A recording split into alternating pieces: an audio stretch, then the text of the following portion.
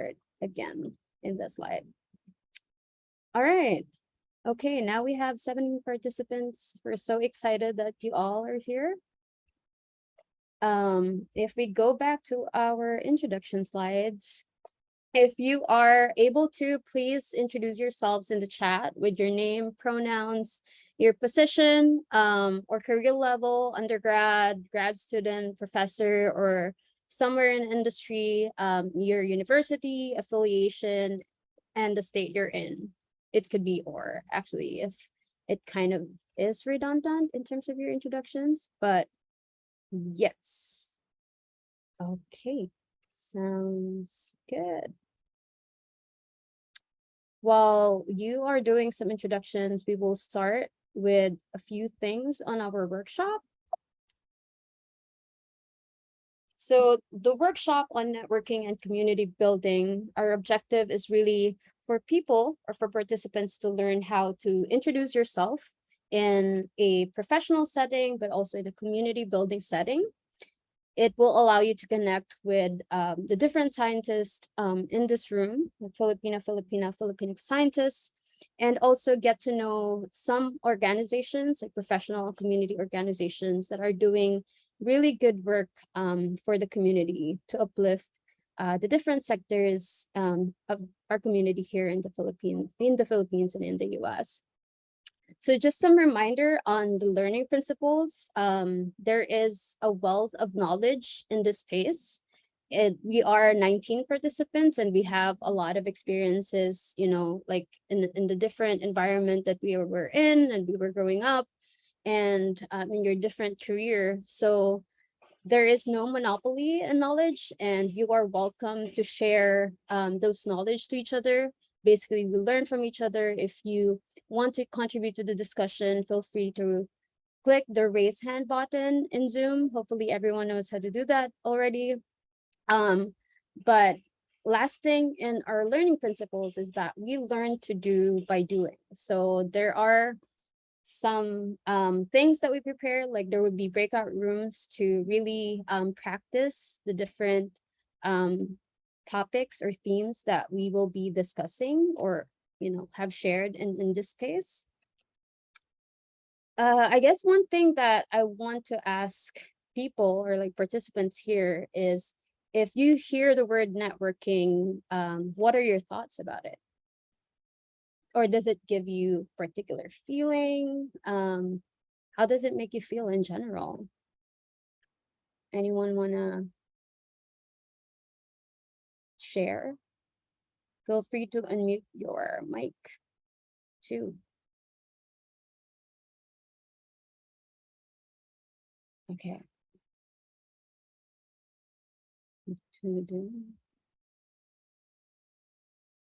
Am I seeing some enthusiastic people who want to learn or wants to share what networking is for them? I would say awkward. Introduce yourself.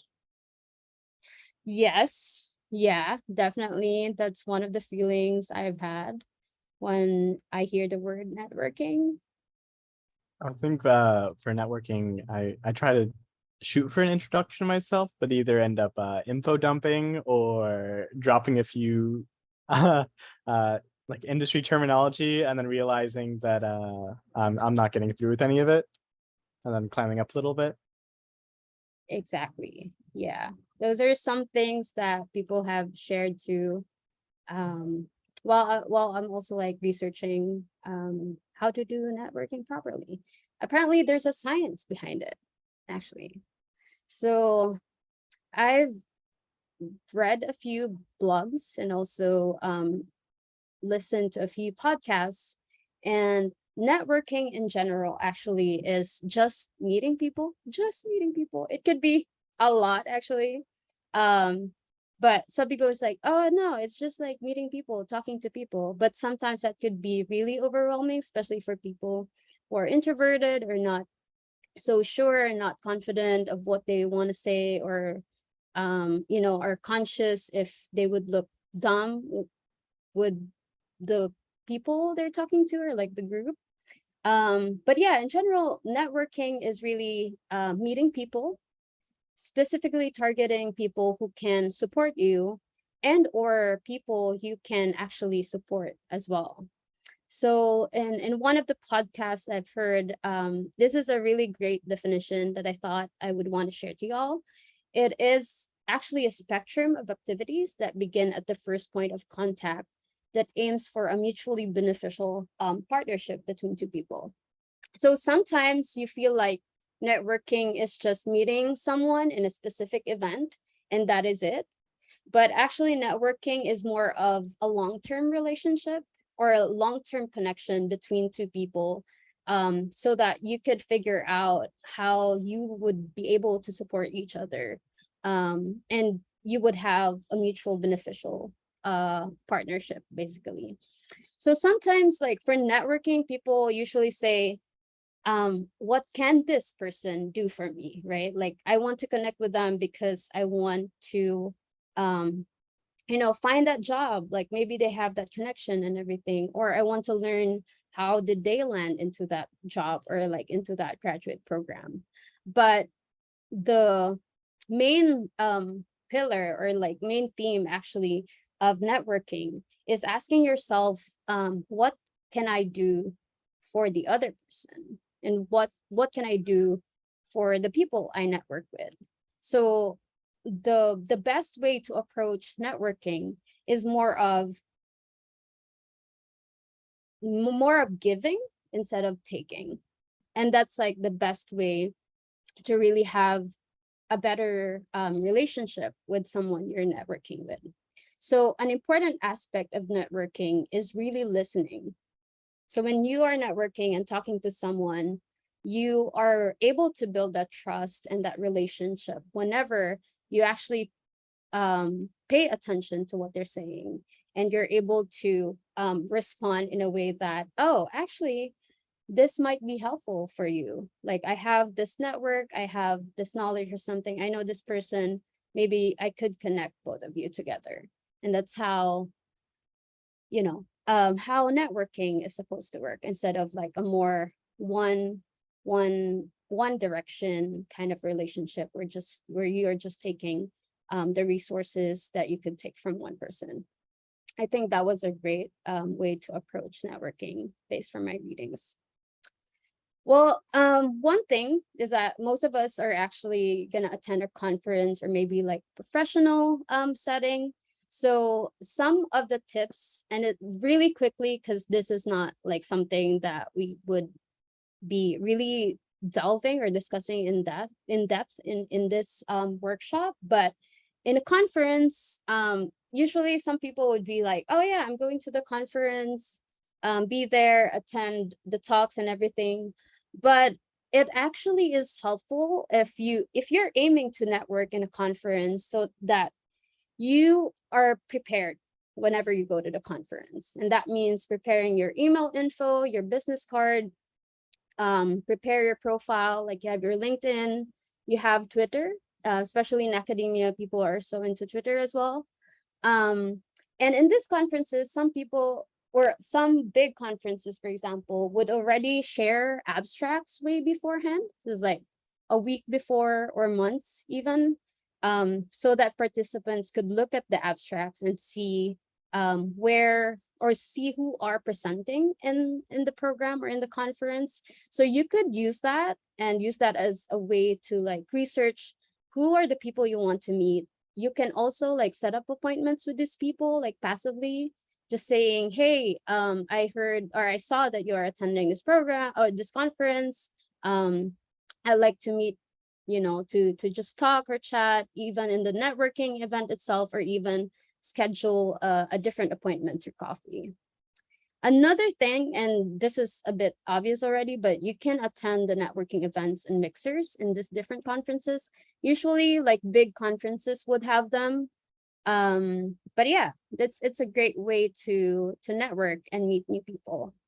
Another trick that I learned is actually to be at the talk or presentation a few minutes early, because it would allow you to meet other people who are interested in a certain topic, and you will have a few minutes to network and sit with someone who is also interested in the topic and really network. But what's really great about attending a few minutes early is that you would have some time to network, but there's also an endpoint to it. Like you don't really need to be pressured to make that lasting conversation, because you need to start with listening to the talk. And also one topic that you could discuss when you attend a talk a few minutes early is the topic itself or the speaker itself and why the topic itself interests you, right? And after all this networking, like you build connections, you've connected with each other in LinkedIn, Twitter, you have their email info, you can send a follow-up email and really maintain that connection. It's even like maintaining the connection could be like, oh, congratulations, I heard you won this award, etc. Or even like connecting people with each other. And yeah, that's a gist of how to network in a conference. This, by the way, is something that I have learned recently. I haven't done this in the few conferences I had, so I'm grateful for this workshop so that I was able to kind of go back to whatever my bad practices before and learning that there is actually an approach to networking. But I guess like one of the topic that we kind of are really, what do you call this, could have a lot of pressure, especially to us as individuals, like coming in, especially if you're not too familiar in the field, or maybe it's your first conference and just don't know anyone, like your lab are supposed to go and you ended up going alone because not everyone wanted to go in this specific topic. So yeah, one thing that you need to learn is how to really introduce yourself in this setting. So some tips, and this is not like encompassing, but some tips on how to introduce yourself in a professional setting is to keep your introduction short and to the point, like exactly what Josh has mentioned. Sometimes you could give a lot of information and sometimes it's too much for the other person. But also stick to the context and make it relevant. Who are the person you're talking to? Is this an industry person? Is this a professor? Is this someone like another grad student? And depending on that, it would really, like the way you talk to the other person would change, right? The third one is to talk about your contribution. Like sometimes we tend to downplay ourselves when we're introducing yourself to the other person, but it's actually a really big part to talk about your contribution so that the person would know what exactly are you doing and what can you offer to the table. And it will kind of like give also a topic that you could discuss while you're having a networking. It's not advisable to just say, oh, I'm a graduate student in this program. And it doesn't open a lot of topics that you could converse to. So maybe talk more about what are your contributions, what are you doing in your project. Like in the fourth point, go beyond what your position or title is. Like you're a grad student in this lab. Like if you don't have a research project yet, maybe talk about your interest and what have you done before, even like not in the graduate program, but before, like I had experience with this, etc. And I'm interested with a certain topic. Just so it would have like a wide range of topic that you could open and discuss too. And lastly, this might be difficult with online networking, but you need to pay attention to nonverbal cues and body language. Sometimes people are, not too enthusiastic about networking, and some are busy, some had to go to another session. So these are some things that you can actually take on when you are talking to the person directly. But these are just some information or like some tips that you need to pay attention to the nonverbal cues, because sometimes the person may get annoyed or may get irritated if, like things are not the way they're working into, basically. Yeah, so that is some tips on how to introduce yourself.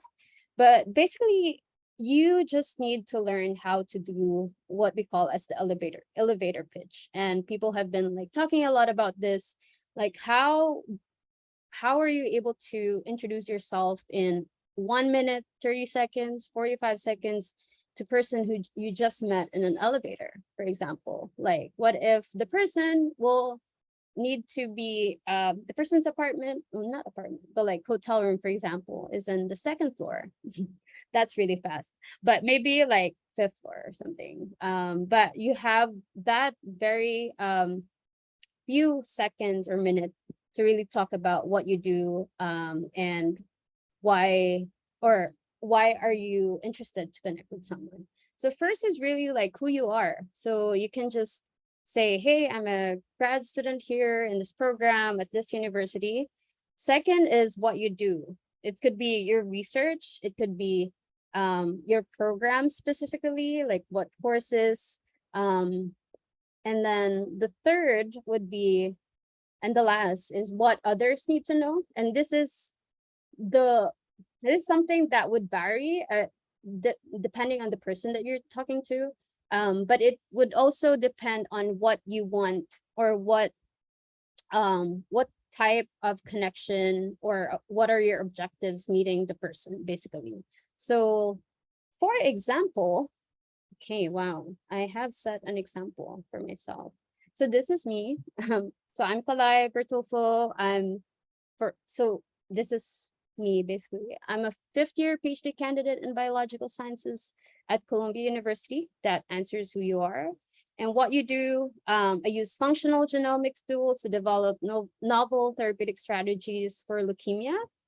And so it could actually end there with in terms of like what you do. But as I've mentioned before, in terms of like, you need to really highlight your contribution to the project so that you would be able to emphasize the skills that you could offer in the table, and would open like several topics, or maybe a few topics that the person you're talking to could also discuss together, right? So the second one is like the second part of the what you do part is I specifically optimize the use of CRISPR screens in our lab to identify new drug targets. So in here, I put like a specific tool that I have optimized and have been like a big contribution that I had in the lab. And in terms of what the other person needs to know, I'm saying here, after graduation, I'm interested to work as a postdoctoral researcher at a research institute to further develop my skills in computational and functional biology. And that's a very specific interest that I have, like to develop the computational and functional biology part. And that's like some keywords on what I want the other person to know. And then it could end with like, I think based from your experience, if the person, so the situation here is I'm talking to a person who is a computational biologist, a professor, for example.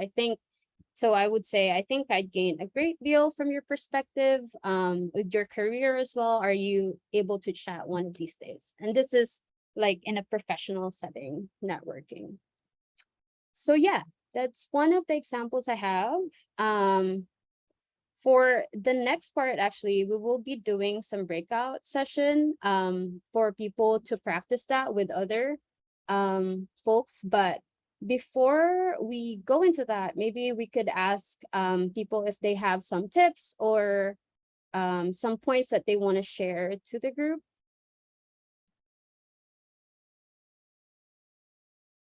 That they think are helpful, for example, maybe personal experiences.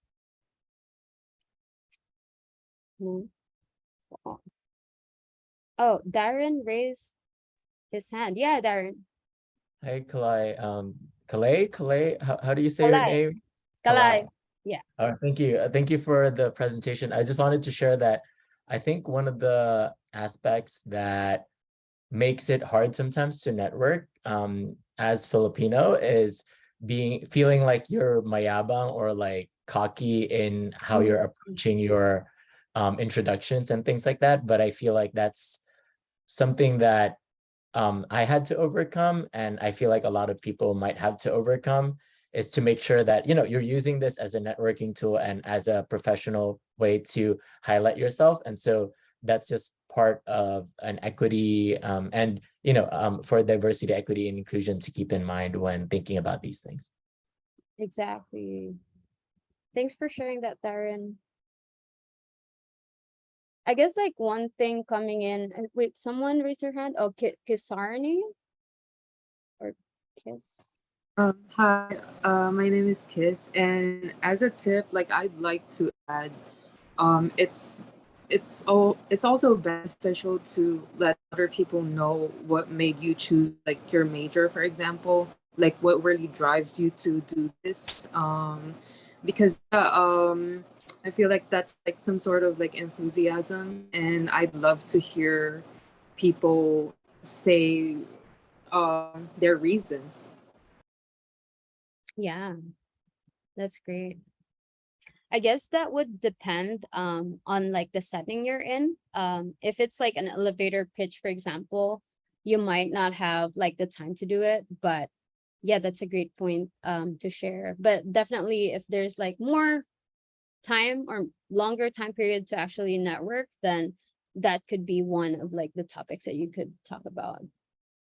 But I guess like Darren really shared a great point about, you know, like being Filipino and having all these mindset about if you're too mayabang for doing this. But yeah, it's like a lot of this is also affected by your environment, your culture, the culture that you grew up with, that you grew up with. Like I for myself grew up in the Philippines, and when I moved here, I was definitely, you know, shocked, culture shock, with how like people are just like really comfortable talking to each other, even on their first names, because in the Philippines it's very feudal with like the setting or the education setting such that you need to call your professors mom, sir, and then you have to be respectable. I mean, that is also important, but there really is like some barrier in connecting with the community, especially in the academic setting. So that's really one thing that you need to be wary of as you learn some things like this. Okay. So I guess we will give people some time to network and really just practice these kinds of things. What is important, I guess, when you do the breakout session, the first thing is to introduce yourself based on like the tip that we gave, but also you could do your own thing, how you usually do it. You could also provide feedback to other people.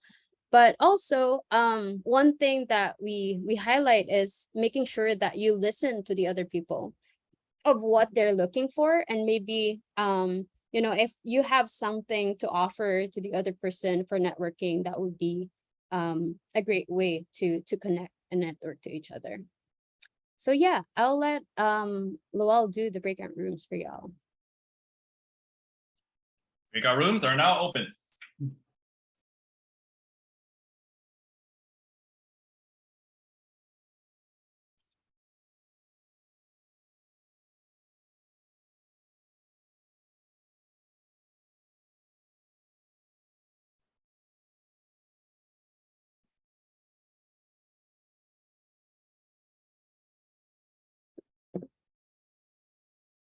Okay, I think Lowell. What time is it? It's 7:30. I guess we can just skip the second breakout room. Yeah. Because like sorry, hi Joshua. Joshua, are you there? Hmm. Any way we can facilitate into the breakout room itself? Oh, it's in waiting room. Maybe is what do you call this? Ah, there you go. Maybe, yeah. Yeah. So 14, have 15 we people. have 3 breakout rooms. So Okay, that's good. yeah. And I think over half of I had to do this randomly because I think over half of the people who joined this workshop were not on our list. Ooh, yeah. One thing, but it's okay. What? I think I also that was a lot of talking. So it's like 7:32. Yeah, I will just maybe I'll just delete the breakout session part of the community building. Oh wait, how many minutes are you setting it? I thought it was oh shoot, I need to keep track of that. It was at 7:30. So at 7:37 we'll call it back. Okay, Yeah, because we said 7 minutes for the thing, right? yeah.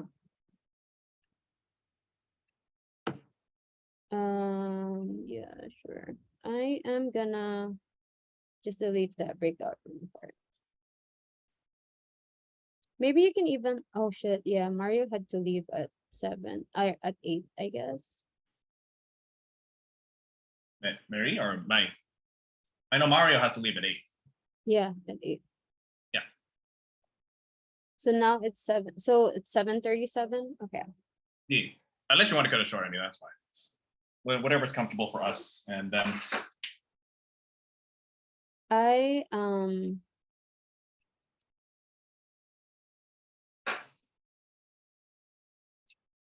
breakout room session. I'll just say community building and then, yeah.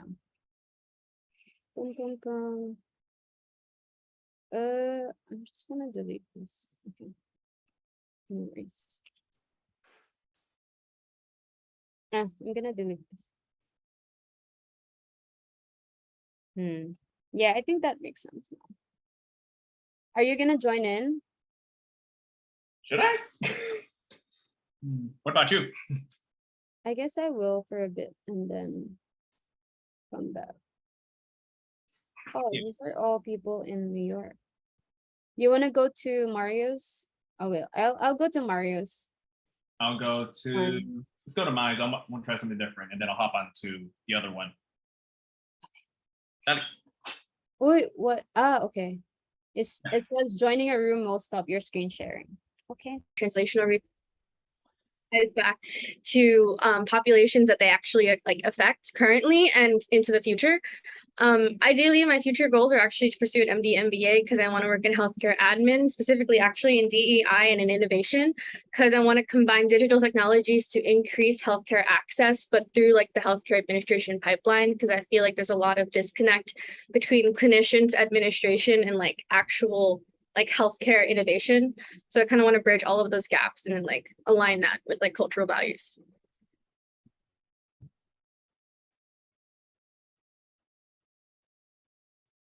All right. Hi everyone. My name is Kiss. I actually just graduated from Rutgers University, New York. I have a degree in neuroscience and behavior, and I minor in psychology as well.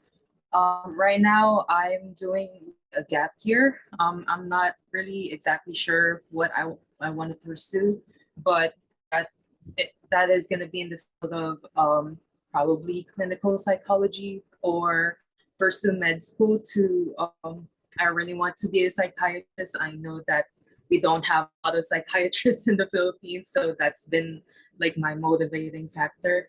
And so yes, and I maybe a few months ago, and it was yeah, it was virtual. I don't know if you all have used like virtual platforms. I forgot what it was called. But they have like little like icons. And you walk around this like virtual conference. Does anyone know what that's called? Gather, Oh, what was that? Gather Town? Yes. Yes. Gather Town. Yeah. And it was just hilarious seeing these like legends in the field just wandering around with their little avatars. But that's the extent of my networking is all virtual. So I'm gonna be like really nervous when all the conferences are in person again, and I'm actually gonna be a volunteer EMT. And so I think in the near future, I'll just be continuing that and just exploring. I'm also a pre-med on the pre-med track. So hopefully seeing where my interests take me in terms of my journey pursuing medical school.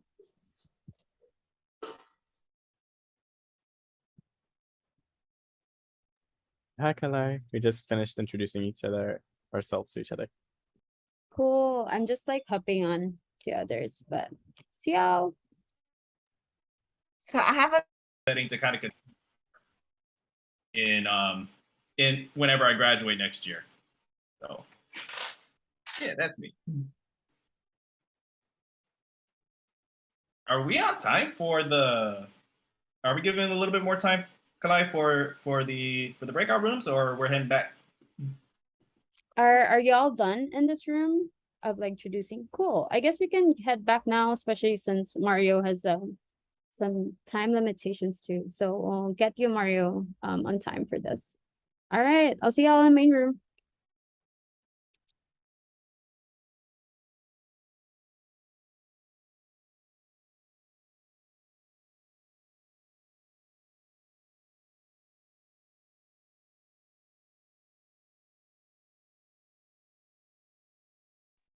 Lowell, would you be able to close the breakout rooms?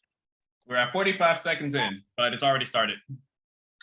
Oh, yeah, you could still network here too. Is the event close to your hotel, Mario? Yeah, it's about maybe 10 to 15 minutes. We're going to the campus of Eastern Visayas State University, so it's not a problem. We're leaving actually at 8:50. So, but I have another meeting at 8, but it can be moved. Yeah, that's fine. No, yeah, we will try to get things on time.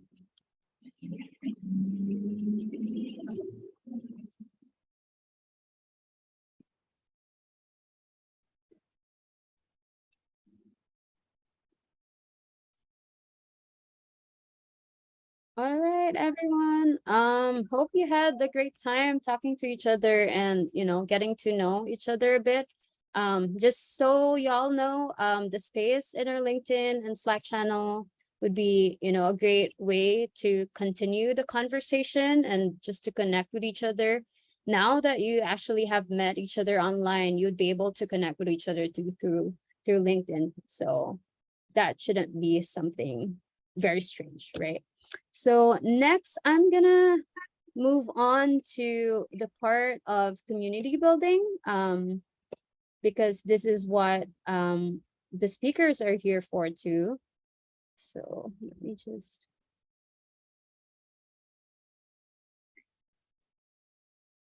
Okay, yeah. So in terms of community building, what is it? How is it different from networking per se? So community building is an approach to improve the well-being of the people, a particular sector in a community or in a specific geographical area. Aside from just connecting with each other, it is actually more active and dynamic, in which it includes strategies that involve strengthening or building the capacity of organizations to uplift communities and really make long-term changes. So what is the difference between networking and community building? Usually networking could be just an individual type of connection. It could be task driven, such that you just want to get this task done, get that job, etc. And networking mostly is you want to connect to a certain individual. But community building is more bigger in scope, that it focuses on people. It seeks to help others as a community. It's not just a one-on-one connection with each other. But in the community building, people also want to be connected to you long-term and really have that specific goal to meet as an organization or as a group of people. However, networking and community building are not entirely different, and they're not exclusive, they're not exclusive from each other. You can build a community through first by networking, and in community building, you could definitely network with other people too. And that's the beauty of it. And so one thing that we're really grateful for this workshop is that we are able to invite some community leaders of professional organization or Filipino community organizations to talk about the work that they're doing and building with the community and how they're using people's resources, expertise to help uplift and make some community changes. So to start, I would like to introduce Mario, who is currently the president of PAASI, or the Philippine American Academy of Science and Engineering. Mario is a trained community and applied social psychologist. He received his PhD from University of Maryland, Baltimore County, where he currently serves as a research scientist. So he earned a master's degree in international politics from the International University of Japan, studied social change and development at Johns Hopkins University's School of Advanced International Studies in Washington, D.C., and completed his undergrad studies in psychology from UP Diliman.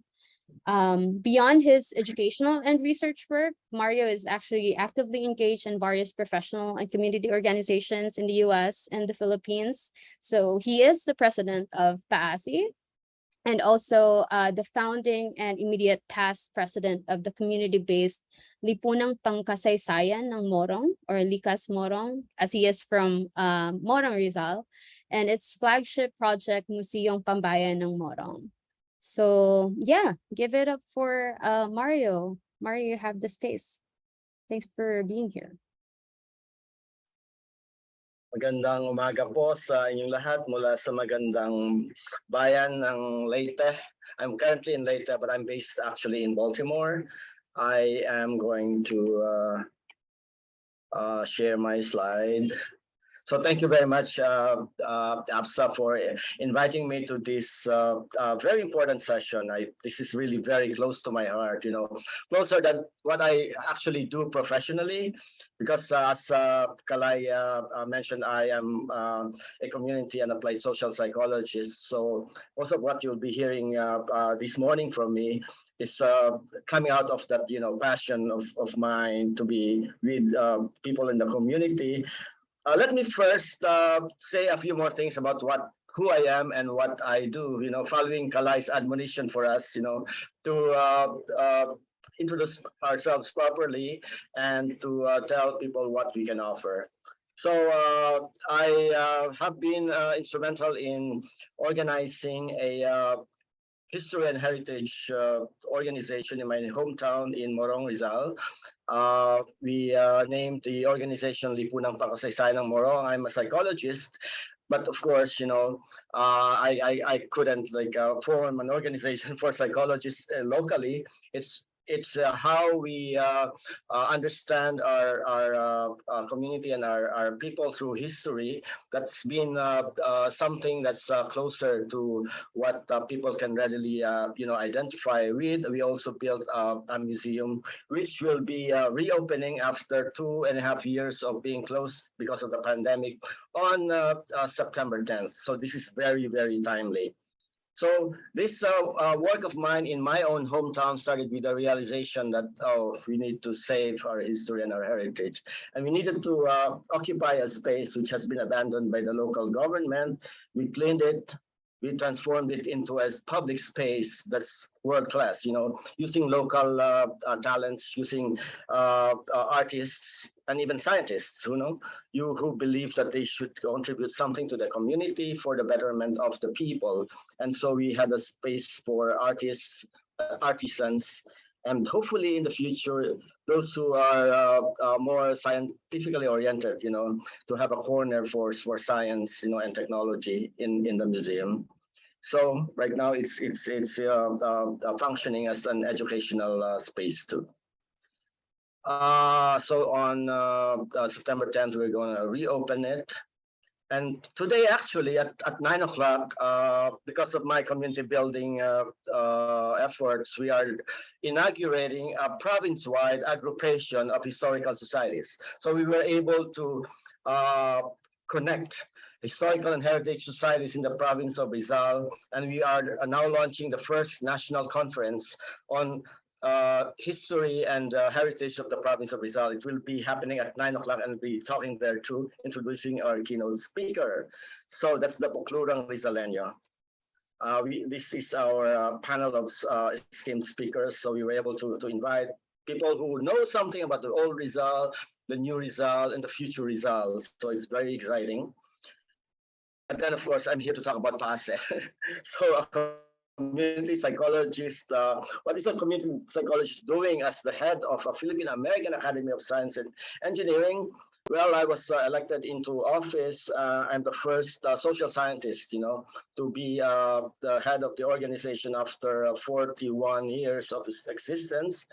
The PASE is a nonprofit organization that had its history from Purdue. Actually, the founding president is Dr. Severino Ko, an engineer who transferred from Purdue to UMBC and then expanded the organization, invited different scientists and engineers of different stripes from here in the US and in the Philippines.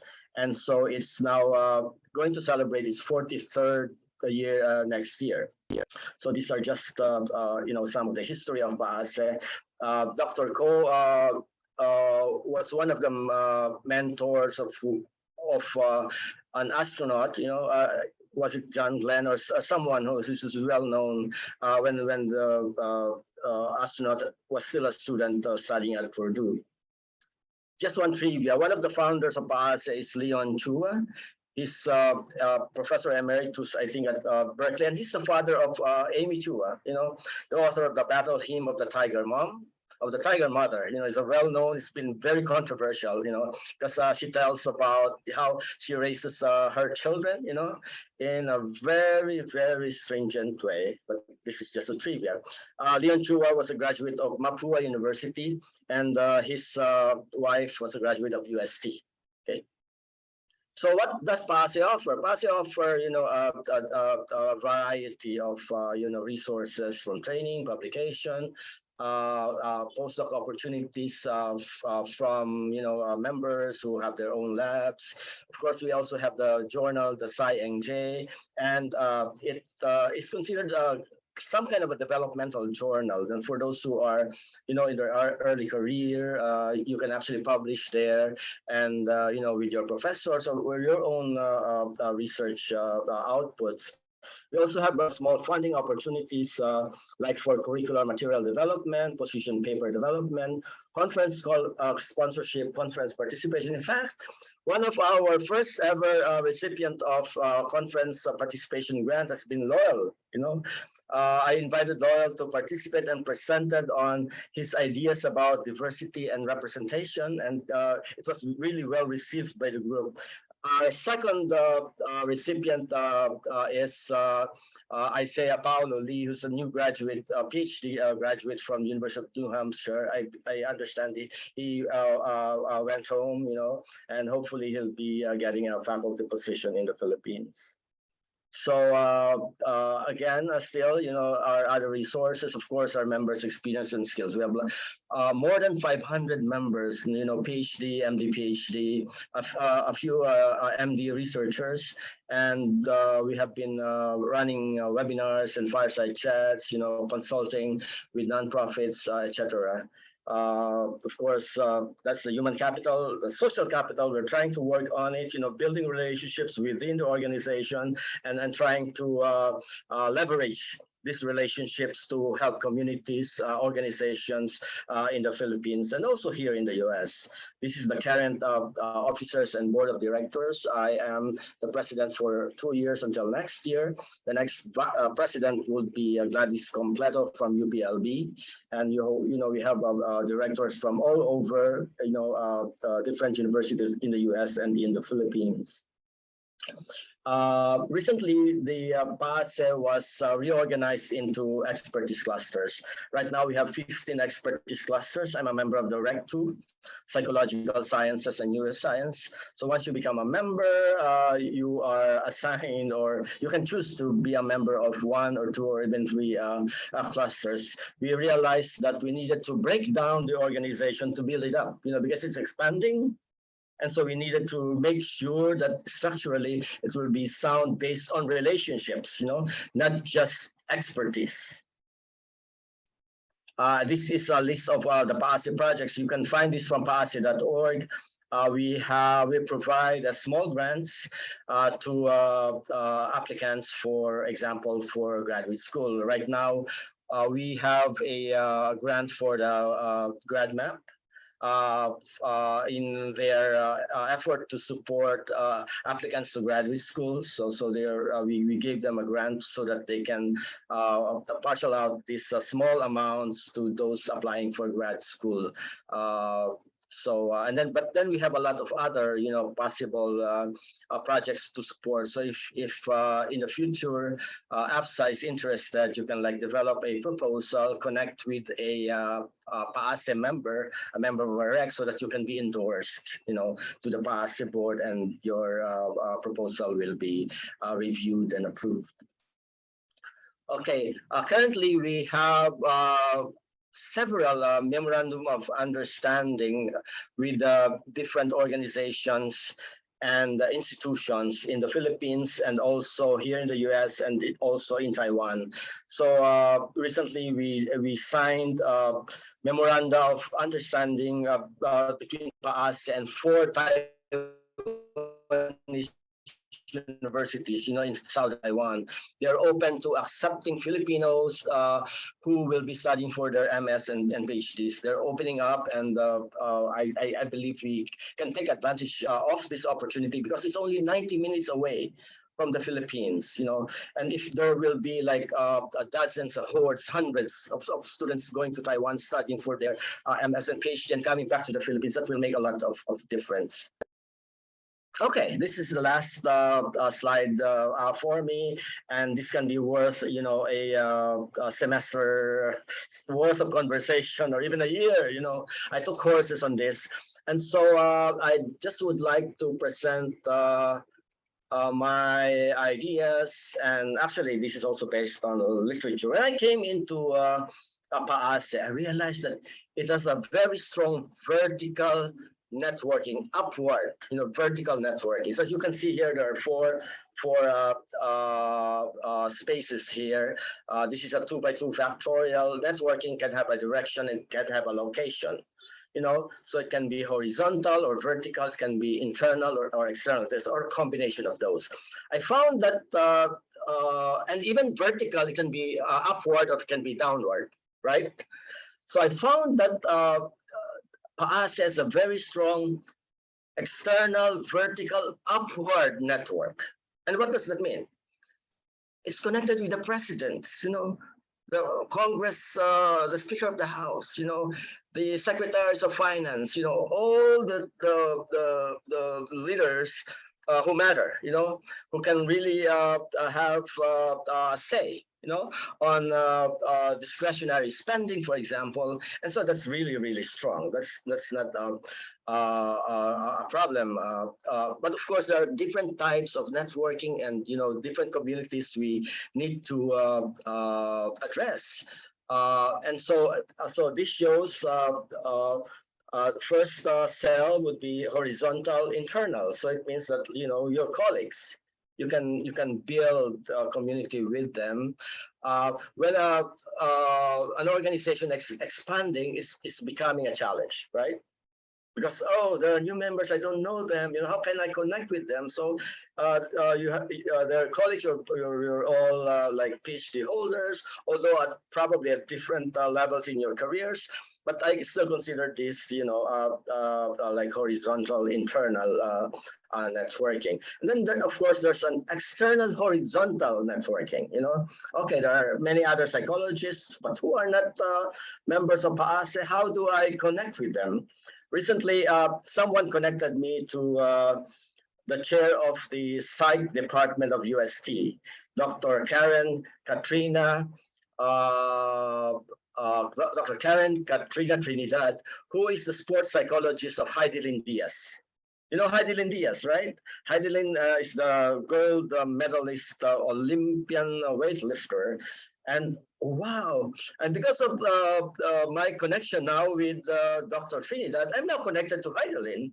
So, so this is the impact of networking too. Although it was really very serendipitous, but you need to take advantages of these connections too, not only for your own career, but of course for others whom you would like to serve. You know, Heidelin would be a very good motivational speaker, you know, for those who have been, you know, in tough situations, for women who have been, you know, challenged because of a lot of things, you know. And number two cell here, the vertical internal. I think this could be a challenge too in a setting where it is hierarchical, especially in the scientific enterprise. You know, you have very senior members of the scientific community, and you have the new graduates, like a new PhD, early career. So the challenge is for you to connect them, you know, so that those who are maybe young and shy will have enough confidence to actually connect with those who are seasoned, those who are well experienced. And for all you know, actually they're really open. You know, sometimes you just have preconceptions of people, but once you talk to them, you will see like that they're open and they're willing to help. So just do it. You know, just hi, I'm Mario Santo Domingo, and do you have a minute? Can I talk to you? If they say no, well, okay, that's fine. Then go to the next person. go to the the next expert. And then of course you have number four, the vertical external. This is what I've been talking about, the strength of AFSA right now. It's really connected, well connected. Ideally, we should have all these, you know, connections and relationships happening all together. You know, horizontal internal, vertical internal, horizontal external, vertical external, and so we have like an integrated, comprehensive network that we can tap, you know, for you know, the good of the community, of the society. Now, in terms of vertical external, recently I have been trying to connect with you know, NGOs, nonprofits who are working in communities. We have some successes, uh, uh, but very limited, because you know there are misconceptions on both sides, right? And so we just need to have authentic conversations, open conversations, but where we are coming from, what we are capable of doing, what we are capable of accommodating, you know, in terms of people's skills and expectations, in terms of time, in terms of you know, willingness to listen, because that's very important. And all of this I've been talking about, the basis of all of this is kindness. You know, in the literature we rarely talk about kindness because it's considered a soft concept. You know, but then recently I've been reading about it. You know, I've been reading about factors related to happiness, and one of them is kindness. You know, one and I also have been reading about contextual kindness, you know, as an important factor in STEM education, you know, something that we don't talk about. But anyway, so that ends my presentation. I just want to show you a few pictures taken yesterday during my presentation, during other, you know, past members' presentation. It has been a very great time we are having here. Food is good. And the people are really very kind and accommodating. So thank you very much. And I'm open to questions. Thank you so much, Mario. That was really informative. And I like how you really showed us photos as well of how like your PASE is working with community and also your other community involvement. Is there anyone who has specific question? I guess like maybe to start, Mario, I have a question Like, I think from my experience also of AFSA, it's really easy to, not easy, but like so far in our experience, it has been easy to connect with people and to get people together. But there is a bit of like difficulty in like maintaining that connection. Like, how does PAASE do that among its members? Yeah, of course, there are formal connections and there are informal connections. To maintain the connections, of course, you need time and you need some structure. Probably you need some policy, you need some activity actually, if you've read the literature on the elementary structures of political life, the life of the community gets stronger only because of actual activities that they do together. And so if you have that somehow a structured activities where you are somehow required, to attend or somehow there's a compelling reason for you to be present. That will, make your relationships stronger. I am very proud that right now I have a very close relationship with many PAASE members already who have been active, who have been really willing to help. Like our current Vice President, Gladys Completo, our former Chair of the Board, Marge Peña. I'd like to acknowledge the presence of Amy Del Mundo here. Hi, Amy. She's a member of PAASE. Hi, sir. Yes, hi. I'm really happy to see you here. So that's it. So like actual activities, repeated over and over again. So I believe that culture is behavior repeated over and over again. So if we keep talking, if we keep doing things together, so our relationships will be stronger. Of course. There's also the limit to the number of people you can connect at any one time, right? So you need to also realize that as your organization grows, it will be harder and harder to keep those relationships closer and stronger. But then if you have a critical mass, of people who are working together, at AFSA, PAASE, people will actually be attracted to that.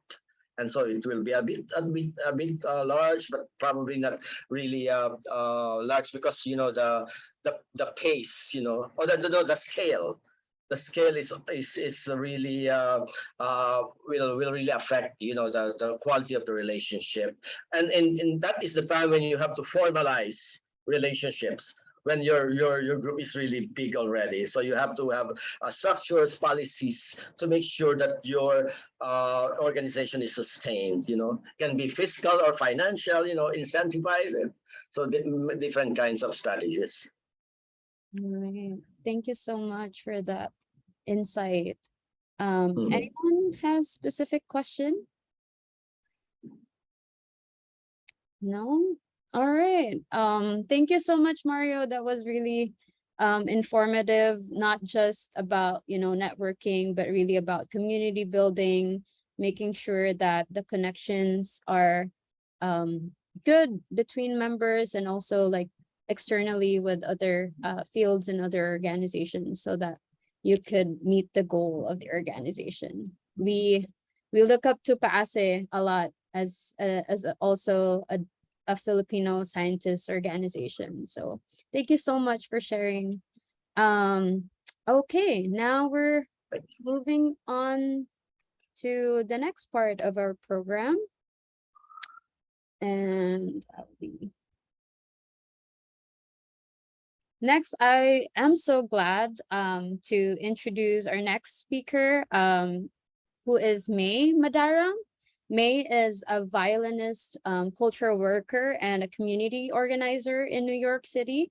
Her passion lies in combining art, activism, and faith-based organizing to mobilize communities for change.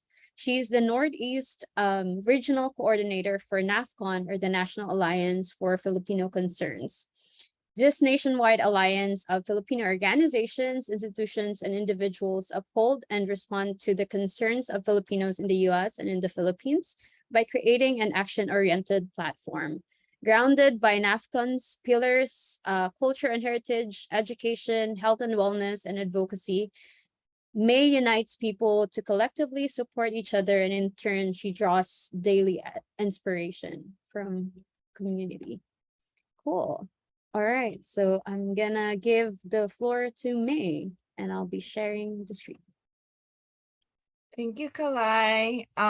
You know, when you originally asked me to share in tonight's networking, I also was a little surprised. I was like, what could I have to offer to share with this group? But then, you know, I thought about it, and from our previous engagements as NAFCON and AFSA, there have been already multiple points of entry in our networking that has continued to build on it. So here we are again, and that's why I'm very appreciative of you giving me the opportunity. So this slide deck was actually originally used for for when I had a presentation, and also a working relationship with FIND, which is a Filipino Intercollegiate Networking Dialogue. And they are various groups of Filipino American student groups of colleges, universities, and tech schools that promote and unite around the cooperation of certain interests. So this was one of the things we were uniting on. So the picture you see in the top right is actually us networking. I got to meet the FIND National Board, and they had asked if NAFCON can share a bit more about their work. So in this photo here, we have the Regal Heights, where we were doing a lot of projects around during the pandemic, seeing how we were visiting different health facilities and offering either meals or appreciation, and then also supporting small businesses simultaneously in the area. And so I wanted to kind of, you know, hone in on some of the work that NAFCON does. Obviously, through my intro, we were talking about the various pillars of education, culture and heritage, health and wellness, and advocacy. And what we're really trying to do is unite people around empowering our Filipino communities in the United States, being able to preserve and celebrate our Filipino culture and heritage, providing and upholding the rights, health, and well-being of Filipinos, whether it be Filipinos here in the US or Filipinos back home. Next slide, please. And these are some of the issues that we advocate for around immigration rights, against any anti-Asian sentiments. And this photo is like super old. It was actually something from like a television show, like mocking like the healthcare provision of like a Filipino nurse, and it was like mocked in a television show. So we protested that because we were like, that's actually not cool to be seen on media like that. Then we have Bayanihan reliefs and rehabilitation around workers' issues, youth, and we also conduct medical missions. Next slide, please. Thank you. And so along with FIND, who has helped support on a fundraiser basis our efforts on the Bayanihan relief to COVID-19, we were able to launch because it was just so hard to find out where people were at during the beginning of the pandemic. So we had difficulty like reaching people just because we didn't know like what was out there, because we weren't leaving our homes, or people who were leaving their homes were getting sick and then couldn't like communicate. So when we launched this campaign in 2020, it really allowed us to use technology of webinars like this to get the message across, to get information across like a lot of people at the same time, and you know, get people to understand more about, you know, vaccinations. And we had so many opportunities of networking on the local level. Even New York City, they gave we were granted a civic impact fund to have 10K to help uplift our community during that time, and we were able to partner with the local Filipino grocery stores. And we were also able to identify many Filipino families, about 110 Filipino families. And we created this whole like Ingat Care package to our community members that, again, it was like partnering with the small businesses in the area, as well as providing relief to the many families that we met. And doing that and even getting like volunteers involved, again, that whole sense of long-term networking that comes into community building where, you know, we already knew of all these other Filipino groups and we asked them directly, like, can you help in certain ways? What could you offer to help, you know, make this go? Because it just needed to happen right, like with direct response. And so so many other groups like Little Manila Queens by Inihan Arts, Legal Goods, Frontliners Above and Beyond, Unipro, they were also able to offer a skill set or, you know, something to help push these community projects forward. And so it might have started in networking, but it really builds onto community building through efforts like these. And yeah, so doing these kind of projects, I think we can go to the next slide too. You know, participating in a local level, you know, even working from home, so I'm not working in the office anymore, I work right in my home. Being able to step out of my house, like honestly, was like participating in these collective care and whatnot really allowed me to like process my own like frustrations and struggles of like being at home and cooped up. And I'm like so extroverted and I could talk all day, but like I was such a relief to like be connected to people and have interactions and know that I wasn't alone. And so it was like so impactful for me to just be out there and with the community to like help all together, that I was really more committed to, you know, being immersed in the community. And so when it comes to networking, I was even thinking in my own economic work. So I'm actually in advertising, but in the financial aspect of things. But I also participate in what is called a business resource group, which, you know, it's like a smaller niche group. And so when they found out that I was doing stuff around anti-Asian violence, they asked me to help like talk to other people about getting trainings and things like that. And so that was, I'd been working in advertising for over 10 years and I had never in my career been asked like to do something that wasn't towards my career. And I didn't know I had permission to like bring the outside world of me to my profession. So that's just one example. And so you know, being able to coexist in like these spaces is really important to have that balance of, you know, what you do for a living and how you immerse yourself in the world. And so here I wanted to also share that we were able to do on the ground work for the Philippines too. Like the Philippines has, as we know, has, you know, time and time again has been hit with so many natural disasters and whatnot. And there are ways that we can provide relief, but you know, what's really important for NAFCON to understand is that even though we're stateside, we really want to ensure that the work is done on the ground by people who live there, that people who know the communities. And beyond immediate relief, we were really concerned or wanted to ensure that we were looking at the long term, that these survivors had the empowerment to identify that this rehabilitation was, you know, heavily relied on them to carry out, that they wanted to learn how to grow their own crops or use like the new like water system that we, you know, establish and things like that.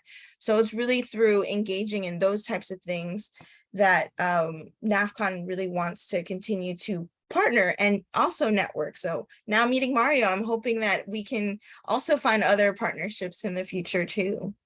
And so I hope that this sharing like compels you that you know, to consider looking at your own strengths and skills and interests and how we can collectively, you know, sustain our community. And that we're motivated to be like participating in society overall with and for others, you know, for the benefit of many, and be reminded like for who and for what. So just to close out, I wanted to share a little statement that I found from the Citizens Disaster Response Center. And it's just a really beautiful, holistic vision from their mission statement. CDRC envisions a just, humane prosperity humanity where people are free to chart their society by taking harness of their country's resources, where people equitably share the nation's wealth and access to essential social services. They are provided full economic opportunities and in turn contribute their best to the country's development, where people are free to exercise their right, meaningfully participate in the decision-making and actively take part in a truly democratic country, whose people are promoting a nationalism in scientific thinking, where people are responsible in sustaining a healthy environment and abundant natural resources, and where people possess the utmost capacity to build disaster resilient communities through a community based on disaster management themselves. Thank you. And then the last slide, if there's one more, just to share, like, these are active campaigns if you decide you want to get involved. One is around the Bayanihan relief, both in the Philippines and here. We also have a health campaign, and coming up, we are, everyone has, seen the heightenedness of this anti-Asian violence, and we are really wanting to tackle that head on. So I hope that you all would consider participating in our safety trainings, our forums, as well as extending support to victims and their families. Thank you. Yeah, just stay in touch. I also want to use this opportunity as we're networking that if AFSA ever wants to consider joining NAFCON, that might be something you all want to discuss at some point in time, because we are an alliance of different organizations. So it just also makes opportune sense for me to ask you this. And also because we are having a NAFCON USA conference in LA coming up in November of this year. So yeah, thank you again. Wow, thank you, May, for sharing your work with the community. Anyone has specific questions for me? It's really inspiring. Yeah, I guess like I have a question. Because like for us as an organization of like Filipino scientists, what are some like specific programs of NAFCON or even like pillars that we could like be directly involved in? Yes. I was waiting for you to ask. Yes, because we need more help, obviously. And I think in the realm of sciences, I think data is so vital. Like, when I'm asking for help or I need to prove that this is like a real need in our community. If the data is not there and can't speak for itself, then how do I back that up? Or how do I, statistically speaking, all these things that like we learned a little bit through the pandemic of like, for NAFCON doing this work, we found out just like how impacted Filipino healthcare workers were, that they were like a significant amount of them were dying during the pandemic. And we only like learned this through talking to people, to getting surveys, to having community forums and things like that. So I think in the areas that I could open it up and ask AFSA would be wanting to directly participate in is like obviously in the health and wellness aspects. Also like the issues that like Filipinos are like the health issues that we're facing. We always know we talk about hypertension and it's very common. We already know these issues that are our own families, and we see it for a very long time. So these studies are out there, but I think that it would be even more helpful to have that like synthesized as someone who's not in the sciences, so that we can also develop programs that really address those things too. So health and wellness, I think advocacy too, because even for you all, I think like as Filipinos, we know a lot about the healthcare, but in terms of sciences, I'm giving you full reins to like also educate me of like what is the situation now. And I think through us talking to each other, I'm also learning. It's a two-way thing where we're both learning a lot about what is the issue and how we can also work together. Yeah, thank you, May, for really identifying those points that we could directly help to. But yeah, like calling all data people here in the room, I know who you are. But yes, you could help out directly too. But yeah, it's really interesting what you said about like the how part, because we really do a lot of kumustahans or like seminars here. And in the past months, we have invited physician scientists to talk about their research on the Filipino community, and they have like really shared those data to the community, like to us. So like this might be the connection, the network, the connection, the community building that we're identifying in this space right now. How, like Filipino scientists, physicians, or people who have specialties in specific fields could really directly help our communities in like a really specific and literal sense. Yeah, okay, cool. Thank you, May, for sharing. And I'm really glad that you accepted my invitation. Yeah, cool, because this is such an important work that you have. Okay, so I think we will just move forward. Just for the interest of time, we will have a few oh, well, before I move on to that, does anyone have any reactions or questions still for me? No? All right. Okay, all good. Thank you so much, May. Yeah, Leah said, okay, I'm just gonna read some chat just to have like a real feedback. Great to see different types of community engagement. Now we're all just 2 degrees separated from, oh, yes, yeah. Okay, definitely. But yeah, we will move on to the next part. This is actually the end already, and it's just mostly announcement for folks who are here, especially those involved in the mentorship program. We have future workshops set. September 30 is about science communication. We invited 2 individuals who are really experts in science communication, who could share more insights about this field and how you could improve this skill if you are interested to improve that on your own, and with the help of community. And October 11 is resume and CV making, led by our advocacy committee co-chair Cynthia. And we will also be inviting another professor to talk about their experiences reading some of resumes and CVs in grad school or medical school admissions. Cool. And for this slide, I'm going to pass it on to Luel for some AFSA updates. Yeah, thank you, Kalai. So I kind of want to backtrack a little bit because, with all the advice that Kalai, Mario, and May has been giving us for this workshop, I think it's really important to, we at AFSA have been working hard to kind of make this space, and we, everyone here definitely take advantage of all the different resources and events available. We make all this for you folks.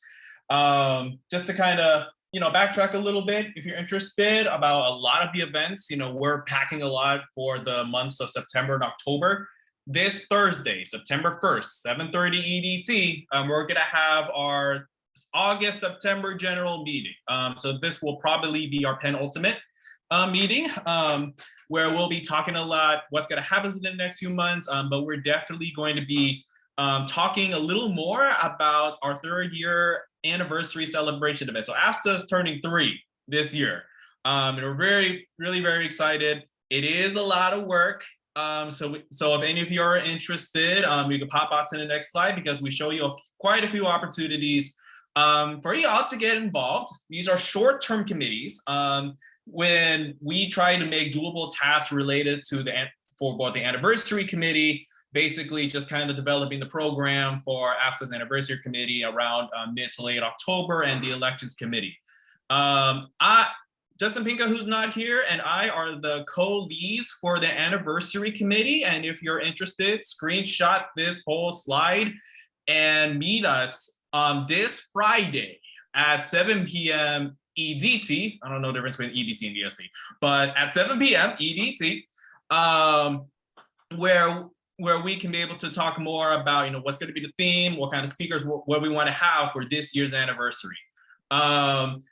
After the anniversary in October, for us current e-board, we got to say goodbye, and hopefully a new fresh blood, fresh cohort of e-board members who are able to step up for the 2020-2023 year. So we need help developing that.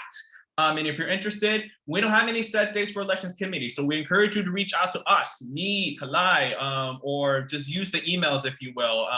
Only caveat is if you want an e-board position, you want to be nominated for it, you can't be elections com and vice versa. But we can definitely talk more about it. So these are just some short-term, opportunities to help you all get involved. And we definitely love having our general members, because without general members, there ain't gonna be no AFSA. So next slide, if there is a next slide. We thank you for definitely taking your hour and a half of your time to be here. And I hope you have a good rest of the day or night. Is there anything else you want to say? Wait, am I muted? Nothing else. I think you got everything, Lowell. I'm just gonna stop share, but also, yeah. So the last slide supposedly was some of the references that we had about networking and community building. I will be linking them in our next email that we will be sending, especially to mentors and mentees. Yeah, just a heads up, we will also be sending an email asking y'all for some updates about like how the first month of prompt went. I heard there are some people who, like had low capacity and had to back out. And so we had to do some troubleshooting on our end. But yeah, like just a quick update. But before we actually end, thank you, Josh, for reminding me. We will be taking a photo just to remember this first workshop that we had. So if you're comfortable, feel free to turn on your camera and say hi to everyone. This is networking and community building workshop number 1. Thank y'all for attending. I'm taking a screenshot. 1, 2, 3. All right. Thanks, y'all. Yeah, feel free to connect in Slack, in LinkedIn. See y'all in our next workshop. But yeah, like feel free to just post anything in Slack, any curiosities or any resources that you need. But for people interested, see you at the general meeting on Thursday as well, if you want to help out with anniversary planning. Bye, everyone. Thank you so much for coming. Hope it was fruitful. I am stopping.